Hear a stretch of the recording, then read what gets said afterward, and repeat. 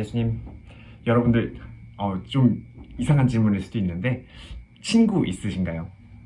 그리고 친구라고 이야기를 했을 때 가장 먼저 떠오르는 사람이 누구인가요? 참 많은 사람이 떠오를 수 있을 거예요. 뭐 나의 배우자일 수도 있고, 나의 형제 자매들일 수도 있고, 뭐 사회에서 사귄 그런 친구들일 수도 있고, 뭐 성당 안에, 뭐 나의 종교 생활 안에서 그렇게 만나는 친구들일 수도 있습니다. 근데 지금 내가 누군가를 떠올렸을 때 그 사람은 얼마나 행복할까 이런 생각이 들어요. 반대로 생각해보면 누군가에게 여러분들이랑 가장 친한 친구가 누구라고 생각하세요 했을 때 나를 떠올린다면 참 행복한 일이 아닐까 하는 생각을 해봅니다.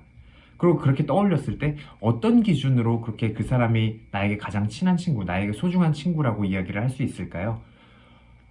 이런 관점에서 오늘 복음을 한번 바라보고 싶어요. 이제 오늘 복음에 많은 주제가 있지만 그 중에 한 가지 중요한 주제는 예수 그리스도와의 우정에 대한 이야기이지 않을까 싶습니다. 왜냐하면 예수님께서 아예 대놓고 이렇게 말씀을 하세요. 나는 너희를 더 이상 종이라고 부르지 않는다. 종은 주인이 하는 일을 모르기 때문이다. 나는 너희를 친구라고 불렀다. 하고 말씀을 하십니다. 그래서 예수님과 우리의 관계에 있어서 그 사이에 있는 그 우정에 대해서 함께 이야기를 나누어 보고 싶어요. 그래서 오늘 복음 안에서 예수님께서 해주시는 얘기를 근거로 해서 생각을 해보면 먼저 가장 소중하고 중요하고 가장 친한 친구라고 말할 수 있는 첫 번째 조건 중에 하나는 나의 모든 것을 이야기해 줄 수 있는 것이 아닐까 싶습니다. 나의 비밀, 뭐 내가 다른 사람들에게 하지 못하는 그런 이야기들을 나의 가장 소중한 친구, 나의 가장 친한 친구에게는 할 수 있다는 거죠. 그래서 예수님께서도 이렇게 말씀을 하시죠. 내가 아버지에게서 들은 것을 너희에게 모두 알려주었기 때문이다. 그래서 나는 너희를 친구라고 부른다 하고 말씀을 하세요. 예수님께서 우리에게 모든 진리를 다 알려주신 거예요. 우리가 그것을 알아듣는지 못 알아듣는지는 우리에게 달려있지만 모든 것을 우리에게 다 얘기해 주신 분이 예수님이십니다. 이 말을 조금만 바꾸어서 이 우정이라는 그 카테고리로 생각을 해보면 이 말은 예수님께서 우리를 가장 소중한 친구라고 생각하고 계신다는 어떻게 보면 감동적인 아름다운 어떤 사랑 고백이 아닐까 하는 생각을 해봅니다.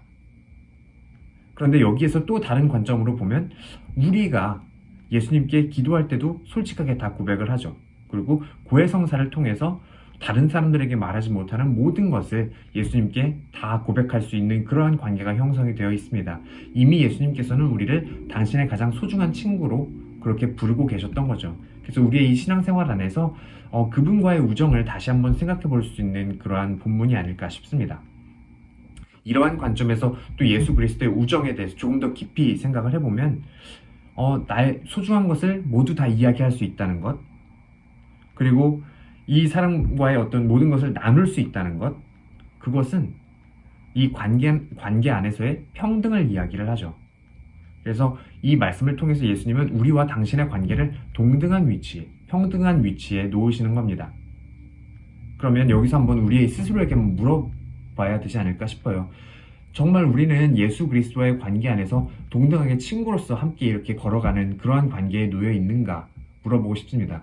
우리가 기도할 때 때로는 불평을 이렇게 하기도 해요. 왜 내 기도를 예수님께서 들어주시지 않는 거야?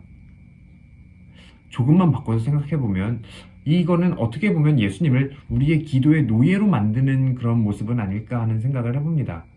우리는 기도라는 것이 예수님께 무엇인가를 청하고 들어주시는 어떤 자판기에서 음료수를 뽑는 그러한 것이 아니라 우리가 물건을 주고 뭘 사오는, 우리의 기도를 주고 원하는 것을 대가를 받아오는 이런 기브 앤 테이크의 관계가 아니라 사실 기도라는 것은 예수님과의 대화죠. 그래서 친구들과 대화하는 것처럼 예수님과 대화하는 이런 그 대화 자체가 훌륭한 기도라는 겁니다.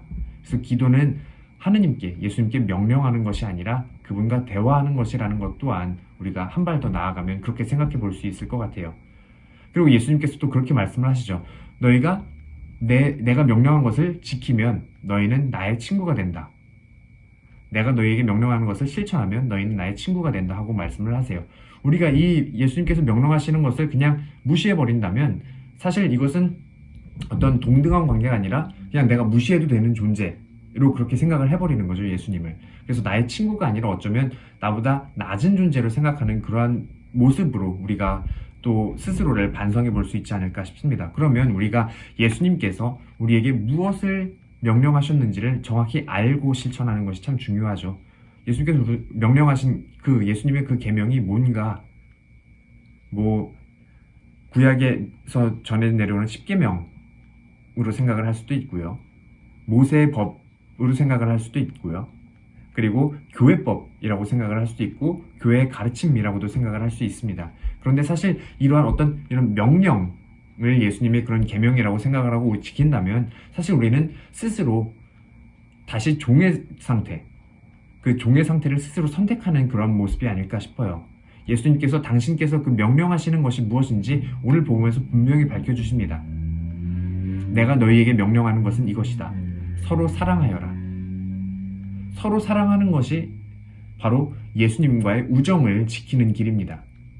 그래서 아마 예수님께서 이웃사랑과 하느님 사랑을 늘 떼놓지 않고 함께 이야기하시는 게 아닐까 싶어요. 참 신기하고 아름다운 이야기죠.